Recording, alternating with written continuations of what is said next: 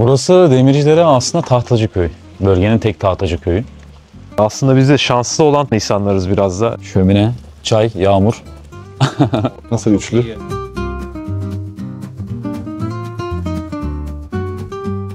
Dışarıdan gelmeme rağmen hiç kimseyle yabancılık çekmedik. Herkes hanesini açtı vesaire. Bak Murat Hocam, dikkat eder misin? Burada her şey açıktadır. Sağ taraf Ayvalık'a inen yolumuz. Burada da mı bir şey diyorlar? Evet, bir şey. Hakkı Devrim'i biliriz. Duayen gazeteci. Kozağa gelmiş. O basit bir şey soba işte ama onun etrafında topladığınız... Sen kimsin abi? Ben de Berk. Yani burada olmak, bu kentin insanı olmak, bu coğrafyada olmak bize hep iyi geldi.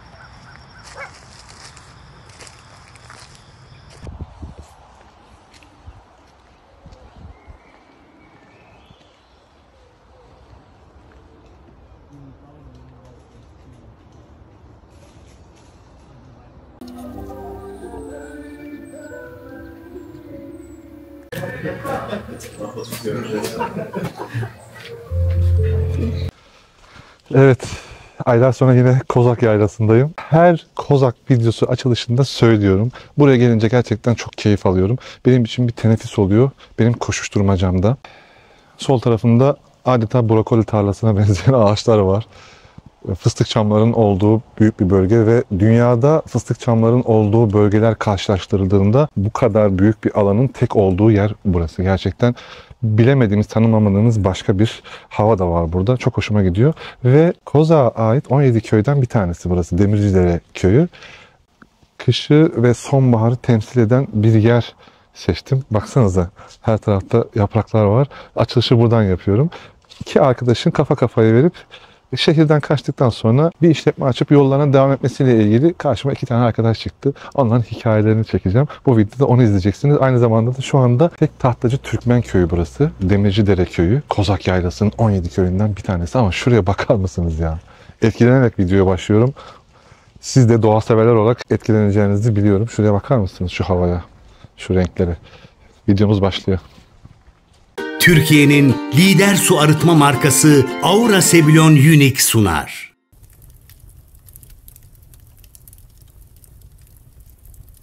Ben Melih Algın Şahin. Kozak'ta doğdum büyüdüm. Karaveliler köyünde. Ben 38 yaşındayım. İki kız babasıyım. Eşim öğretmen. Babam orman muhafaza memuruydu burada. 33 yıl görev yaptı. Meslektaşız. Ben de orman teknikeriyim. Haziran ayında buraya aldık.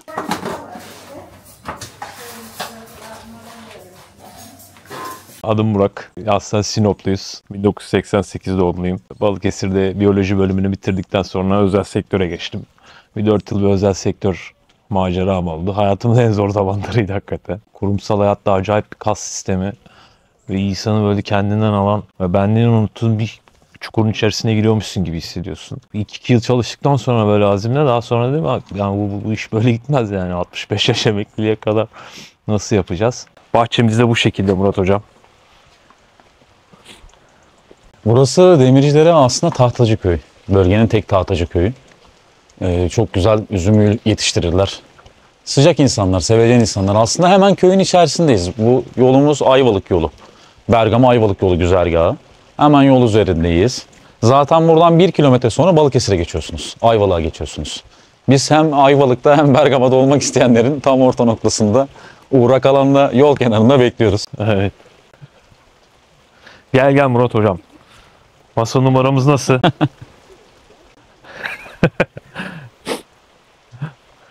Kavanoz kapaklarından. Herkesin yaşadığı tedirginliği, kaygıyı Burak'la biz de çok yaşadık. Çok yaşadık ya, evet. Hala soruyoruz birbirimize acaba nasıl olur, nasıl biter? Ama şu var, biz bir yoldayız. O yolda olmak işi biraz Evet. yürüten, seni de zaman geçtikçe cesaretlendiren Evet. bir şey, bir hal alıyor böyle enteresan bir şekilde. Bir şeyi yani böyle anadan doğumu bilmeye gerek yok. Sizi zaten doğa o hikayeyi öğretiyor. İsmini Nepenthe Garden koyduk. Çünkü Nepenthe ismi antik Yunan'da, mitolojide iyileştiren, acıya, kedere iyi gelen mitolojik bir ilaç, bir öğreti. Burası da bize çok iyi geldi. Kozak hep bize iyi gelmişti zaten. Yöreden ayrılamadık. Fıstık çamından ayrılamadık. Yörenin iyileştirici etkisinden kopamadık.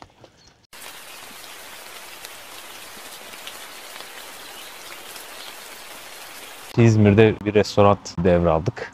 Onu işlettikten sonra Melih'in de Kozaklı olmasından kaynaklı buraya git gel ufak da bir yatırımımız olduktan sonra bura beni büyüledi açıkçası yani. İzmir bu çam ağaçlarının altında olan enfes bir yer. Aslında Sinop'un coğrafyası da çok güzeldir ama burası gibi değil ya. Burada bayağı bir orman içerisinde konaklayabilme imkanımız oldu vesaire ve toprak onca engameden sonra ister istemez böyle sizi çekiyor. Yani kendi içine alıyor. Bir sakinleştiriyor.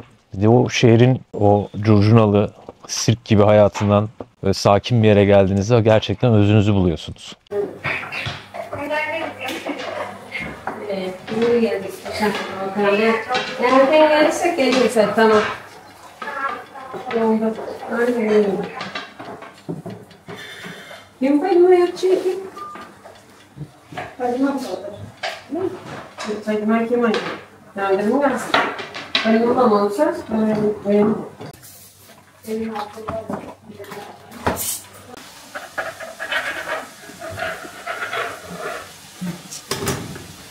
Burada da bir şey mi diyorlar buna?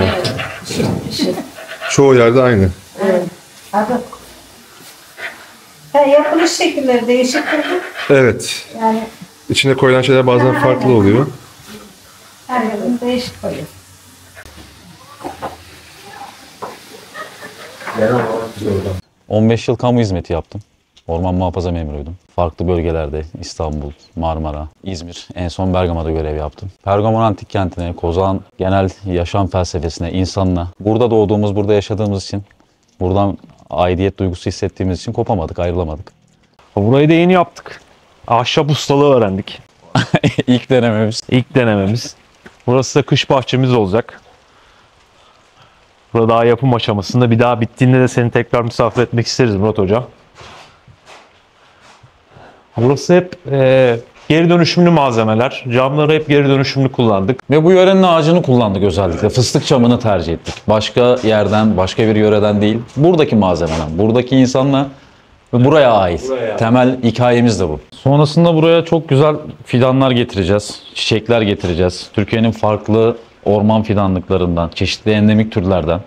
Zaten ismimizin Nepenthe Garden olmasına yola çıkarak güzel bir bahçe kurmayı, dizayn etmeyi planlıyoruz. Üstüne kata kata giriyoruz. Biraz zamana, biraz emeğe ihtiyacımız var. Evet, şehirdeki gibi her şey hızlı olmuyor. Burada tamamen zamana ihtiyacımız var. Yavaşça ilerliyor her şey. Eşim öğretmen, Funda. Hafta sonları sağ olsunlar. Hep bizle beraberler, buradayız. Kendisi Çitköy'de ilkokul öğretmeni. Onunla da yurdun farklı yerlerinde, farklı ilkokullarda aslında eksik gördüğümüz ya da maruz kaldıkları durumlarda iyileştirmeye çalıştık. Okulları, öğrencileri olsun. Burada hafta sonları geliyor bizle beraber. Farklı okullarda yine programlar yapıyoruz. Orman eğitim vermeye çalışıyorum her şeyden önce onlara. Bir farkındalık yaratmak istiyoruz. Çünkü artık günümüz dünyasında çok koptu çocuklar, özellikle şehir hayatı. Çizdikleri resimlerde bile ağaç, orman göremez olduk. Birçoğu sadece binalar çiziyorlar ya da parklar çiziyorlar. Fırsat buldukça onları çıkartıyoruz. Buraya çağırıyoruz. Çocukları aralıyoruz, grupları alıyoruz. Aktifte görevine devam ediyor kendisi şu an Çitköy'de zaten öğretmen olarak.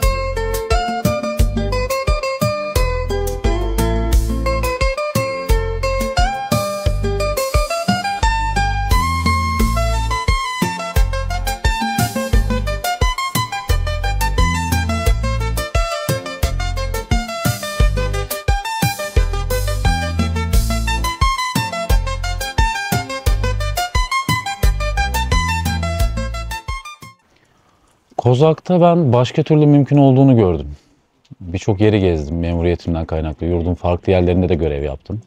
Ama burada muhtemelen fıstık çamının işte 2000-3000 yıl önceye dayanmasından kaynaklı. Endüstriyel olarak da bir gelir olmasından kaynaklı. Çok yakında bir Pergamon gibi dünyanın 7-8 harikasından bir tanesi biliyorsunuz Pergamon'da. Önemli bir krallıktır burası.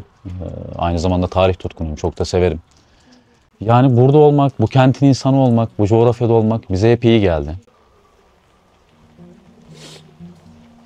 Daha yeni boyamışlar ya, nasıl kokuyor ya. Etkiliyor insanı. Yani işte insan aklına şey geliyor. Hemen buraya gelince dikkatimi çekti burası. Kış bahçesi hazırlamışlar. Kışın mesela buraya sobayı koyarlar. Yeni toparlıyorlar yavaş yavaş. Belki bu video yayınlandığından böyle bir ay sonra falan geldiğinizde burası hazır hale de gelebilir. Soba, hemen içeride sohbet, muhabbet. Karşına hangi insanların çıktığını bilmediğim bir durum. Öyle başladığım bir gün. O çok enerjik ya. O çok hoşuma gidiyor yani. Hep size yolda olmaktan bahsediyorum ya. Gerçekten çok keyifli. Tabii ki biz bir sorunuz yani, insan sorun. Ama insandan kaçıp insana aşık olma durumu da var yani. O gün karşına kim çıkacak belli değil ki. Her insan kötü de değil. Her insan iyi de değil tabii ki. Burada o sobanın etrafında vermiş olduğu o durum çok güzel olur yani. Ya bir tane yerinizi düşün mesela. Bir tane yeriniz var. Hemen bahçesinde böyle bir yer var veya evinizi düşünün. Evinizin içindeki huzuru düşünün yani. Ne kadar kıymetli, ne kadar güzel ya. O sobanın, o basit bir şey soba işte ama onun etrafında topladığınız durumu, hayat çok değerlidir yani, çok kıymetli. Abi bir dakika ya, bir şey, işin mi var? Merhabalar abicim. Bir işim var ama. Ya ben seni deminden beri görüyorum. Koşturuyorsun, çay getiriyorsun, götürüyorsun, kahvaltıyı hazırladım falan. Sen kimsin abi? Abi ben de Berk. Abimlerin yanında. Ben de şehirden kaçanlardanım. Öyle mi? Aynen abi. Şehir kaçkını derler bizim orada. Biraz öyleyiz evet. Geldik burada yeni işe başladık. Biraz işim var ama sonra konuşsak olur mu? Öyle mi? Acil biraz o yüzden. Tamam. Teşekkür ederim. Kolay gelsin abicim. 4 yıllık bir ilişkim var. Kız arkadaşım da hafta sonları bize buraya gelip eş geliyor. O hala da bir kurumsal bir firmada çalışıyor İzmir'de. Geldiğinde ondaki rahatlamayı da görüyoruz açıkçası. O da benimsiyor ama o mesela benim kadar daha cesaretli değil yani. O keskin bir dönüş yapma konusunda biraz daha zamana ihtiyacı var. Köpeklerim var benim. Hastasıyım. 2 tane yavrum. Onlar için burası bir cennet haline geldi. Onlar çok keyif alıyorlar hayattan. Şehir hayatında çok endüstriyel ilerlediği için her şey aslında kırsalda çok daha doğal, çok daha hak edecek şekilde ilerliyor. Hakkı Devrim'i biliriz. Doğayan gazeteci. Kozak'a gelmiş. Yine buraya gelmiş. İşletmemizde çok daha önceden. Onun böyle güzel bir köşe yazısı. Altta da küçük kızım Öykü'nün işletmeyi tarif eden, ablasıyla beraber ikisini çizdiği güzel bir resmi var.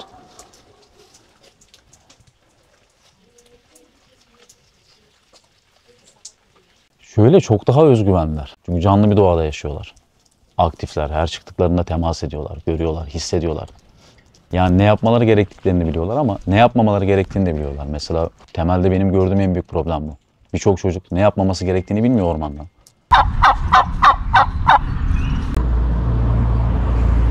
Atıklarını atmaması gerektiğini, neye temas etmemesi gerektiğini bilmiyor. Ya da işte biliyorsunuz orman canlı bir varlık. İçerisinde faydalı olduğu kadar insan bedenine, vücuduna zararlı elementler de var. Bunları biliyorlar, bunların ayrımındalar. Hoş geldiniz. Geçen arkadaşlarla geldik. Beraber gelmiştiniz değil mi? Tamam hatırladım. Hayırlı olsun demiştim size. Çok sağ olun, hoş geldiniz. Merhabalar. Abla nerede? Sevinç abla mı? Sevinç Evdedir abi istersen. Ondan şey alacağız ya. Tamam. Bir şeyler alacağız da.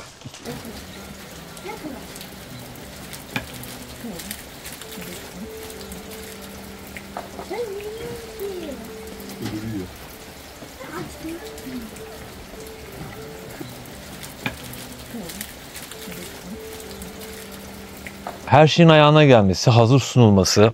Benim buraya ilk geldiğimde yani kırsalda yaşama ilk başladığımda adapte olmakta zorlandığım hikayenin başındaydı bu yani. Ama burada her şey çok fiziksel emeğe dayalı, fiziksel güce dayalı. Buna çok hazırlıklı olmak gerekiyormuş hakikaten. Ama bunu yaparken de öyle şehrin vermiş olduğu bir telaş değil de böyle bir sakinlikle, mevsim ve doğa size o sakinliği ister istemez çekiyor yani. Neyi yapıp aceleyle yapıp neyi öyle sakin yapmanızı size öğretiyor hakikaten. Çalışkan değilsen gerçekten kırsal yaşamda gerçekten zorluk çekebilirsin.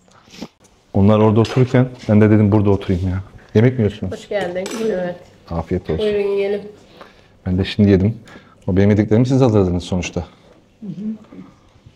Torun torba var mı? Benim yok. Arkadaşım var. Benim var. Kaç tane? 2 tane. Siz bu köyden misiniz? Demirciler mi yoksa? Hisarköy'de. Hisarköy. O en yüksek tepe olan. Evet. Çektiğiniz köy. Evet. Sen hangi köy abla? Aynı köydeyiz. Gelin geldi oraya. Aşağı Bey'den esas. Bizim köye gelin geldi. Burada bir yukarı bey var, bir de aşağı bey var. Bunlar zamanında böyle iki kardeşler de böyle kavga ettiler, ayrıldılar falan gibi böyle hikayesi olabilir mi? Var. Öyle mi? Kavga değil de Yani- 3 tane ağa varmış. İkisi biri aşağı beye konmuş, biri yukarı beye konmuş. Ama öteki nerede bilmiyorum artık. Bayıldı. Yukarı cuma var ya bir de. Belki. Yani ağamış onlar o zamanki zamanda konaklamışlar. Orada kalmışlar. Görünce aklıma öyle geldi. Böyle Bizim bir şey köyün olabilir. hikayesi var yani aşağı beyin. Bizimki köyü de çekmişim Galiba Tepe'yi. Aa, izledin mi sen? İzlemedim mi? Daha önce- Duydum çekilmiş. Ha. İzlendi mi? Hisarköy. Evet. Evet. Daha önce çekmiştim. Haberim oldu. Öyle de. Şunu yaptınız ya hamur. Yani çoğu yerde bir şey derler. Burada ne diyorlar? Bir şey. Burada da mı bir şey diyorlar? Evet, bir şey. Herkesin yapış Keçi şekli ayağı. farklı. Mesela keçi ayağı bunun adı aslında. Keçi ayağı. Ha, o ayrı mı? Tamam. O başka bir şey. Aynen, böyle O yoğurtla yapılan tamam. yoğurtla yapıyor. Siz yemeğinizi yiyin yani. Ben siz böyle yanınıza geleyim diye sohbet edeyim. Siz yemeğinizi yiyin, devam edin. Afiyet olsun. İyi, Teşekkürler. iyi. Tamam. Tamam hadi sağ ol. Şimdi en insanda işte klasik bir kırsalda yaşam, köyde yaşam, ormanda yaşam fikri vardır, oluşur. Bunu isteriz. Bunu birçoğumuz emeklilik planı olarak yaparız. Birçoğumuz erken yaşlarda radikal kararlar alır yaparız. Ama bizim burada temelde bir kere yaşadığımız alana hakimiz. Alanı biliyoruz, etrafı biliyoruz. Canlı bir alanda bizimle birlikte bir komün bir yaşam kurmaya çalışıyoruz. Tahrip etmeden, yok etmeden, dönüştürerek fakat zarar vermeden. Bence en temel kriteri bu olması lazım insanların. Çünkü burası sadece bizim evimiz değil. Birçok canlılar, çok hareketli bir habitat, yoğun bir habitat, zengin bir coğrafya. Bu farkındalık olursa hem entegrasyonları çok daha kolay olacaktır. Burada ev sahibimiz, yani dükkan sahibimiz, eski işletmecileri oturuyor. İbrahim Bey ve Sevinç Ana. Aynı zamanda yörenin ilk ve en eski işletmecisi kendileri. Buranın ilk turizmi başlatan insanları aslında kendileri. Onlarla bir kader birliği yaptık. Devam ediyoruz yolumuza. Buradan da köye doğru çıkılıyor. Köyün merkezi Demircidere. Sağ taraf Ayvalık'a inen yolumuz. Bergama Ayvalık yolu. Sol tarafta Köy merkezi. köy merkezi. Demircidere zamanında üzüm bağlarıyla meşhurmuş. Ömeli daha iyi bilir. Aslında köyün her yerinde üzüm bağları var. Gezerken hep bağların içerisinden geziyorsunuz. Çınar altında çok güzel bir köy kahvesi var. Muazzam bir ağaç. Ben ilk gördüğümde çok büyülenmiştim. Her mevsim ayrı güzel. Yaklaşık 180-190 civarı seçmeni var köyün. Yani yaklaşık 80-100 hane arasında. Sakin bir köy. Çok yoğun nüfusu olan bir köy değil. Genelde Ayvalık'a, Gömeç'e, yakın bölgelere biraz göç etmişler. Orada ikinci bir konakları var. Denize yakın alanlarda. Bağcılık, fıstıkçılık, ana gelir kaynakları. Turizme çok açık aslında. Özellikle ekoturizme. Müzemiz var yine köyde. Şu anda tadilatta. Tekrardan yeniliyor. Müzemiz yine köyün kendi imkanlarıyla yaptırdığı bir müze. Dışarıdan bir destek alarak değil. Geleneklerine, yöresine, adetine hem tutkunlar hem de bunu sergilemekten, anlatmaktan çok keyif alıyorlar. Eski okul varmış değil mi? Eski Evet, şu anda kültür evi olarak kullanılıyor. çeşitli etkinlikler, eğlenceler. Ya öyle bir şey ki işte biri emekli oluyor, onun kutlaması bu kültür evinde bir aşevi gibi. Olana olan olmayan herkes davet ediliyor. Tanınan tanımayan. Çınar ağacımızı özellikle çekelim Murat Hocam. Aslında tam bir anıt ağaç. Hem dal yapısı hem gövde yapısı ve işin enteresan kısmı şu. Bu çınar ağacının bu forma kavuşmasını yine bu köyde yaşayan eski abilerimiz, dedelerimiz sağlamışlar. Ağaç gençken dallarını biraz yayarak güzel bir form vermişler. Gölgesi olsun, tam merkezde genişlesin.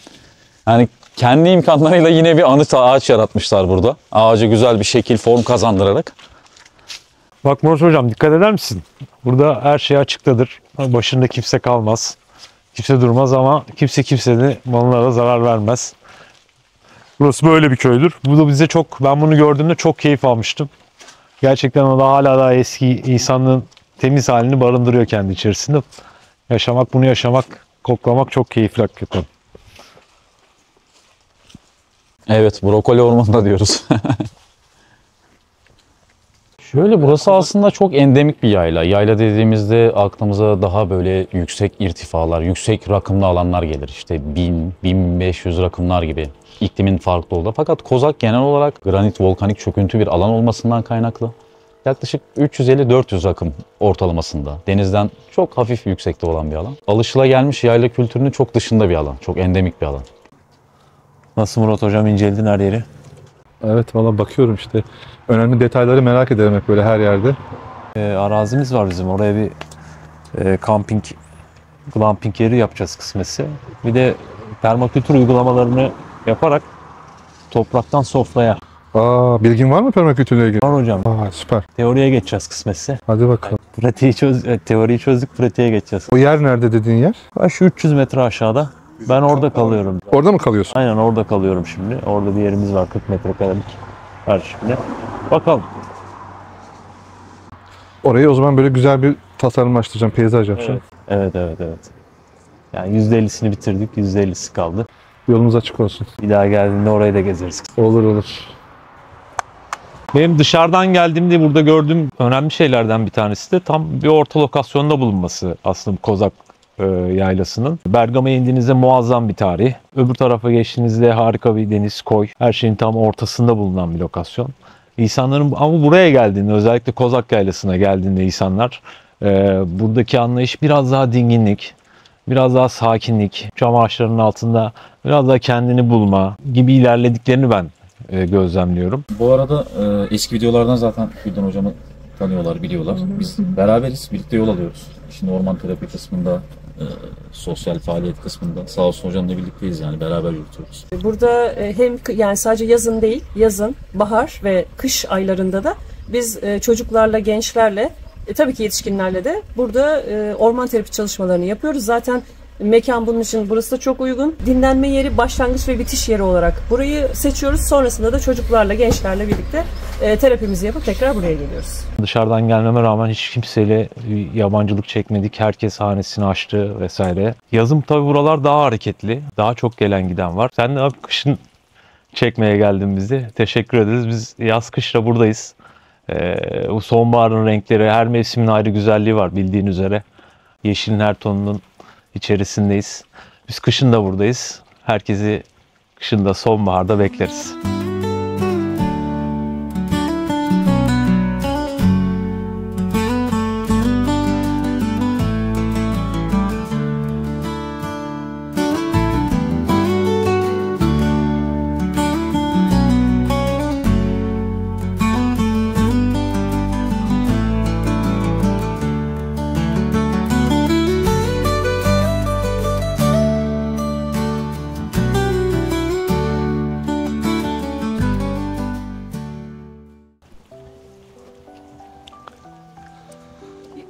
İnsan dinleniyor ya. Abi evet. Ateşin böyle bir güzelliği var. Oo. Çaylar da geldi. Şömine, çay, yağmur. Nasıl üçlü? Gel otur.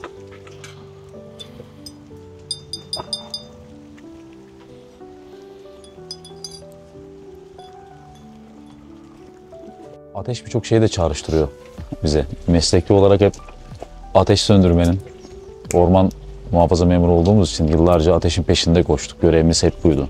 Bu arada meslektaşlarıma da selam olsun. Hep ateşin peşinde geçti aslında 15 yılımız. Ormanı tek bir ağacın peşinde günlerce beklediğimiz, günlerce arazide yattığımız oldu. Tek bir kuş yuvasını kurtarmak için çok emek verdiğimiz oldu. Ama bir de böyle bir tarafı var. Hava yağmurlu, şömine başındayız. Böyle bir meditasyon tarafı var. Etrafında insanları toplama gücü var. Evet.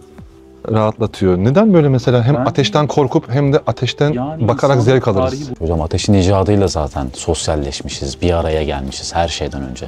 Böyle şekil vermişiz doğaya, coğrafyaya, insan olarak. Kışın gelenler böyle bir ortam bulacaklar değil mi? Bulacaklar. Sohbet, muhabbet. İçerisi olduğunda daha da güzel olacak. Oraya da bir şömineli soba koyacağız.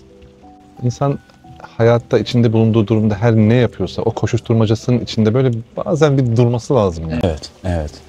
Bir şey uyuşturucu olmaması lazım. Her ne yapıyorsa iyi bir şey de hani uyuşturucuya kaçmaması lazım. Yani onu uyuşturuyor o. Çok işkolik de olabilirsin. Çok çay seviyor da olabilirsin. Çok bir şey de yapabilir. Neyse o artık. Onun çok fazla olması insanı böyle kendinden alıyor, kendinden götürüyor. Kurumsal hayat tamamen bu hocam.